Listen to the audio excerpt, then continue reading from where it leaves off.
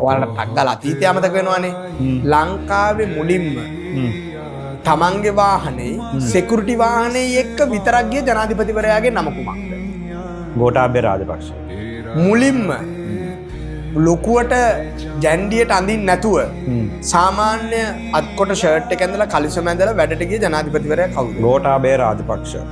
මුලින්ම ආණ්ඩුවෙන් දෙන ගෙදර ගන්න නැතුව තමන්ගේ ගෙදර ඉඳගෙන ජනාධිපති රස්සාව කරපු ජනාධිපති කවුද?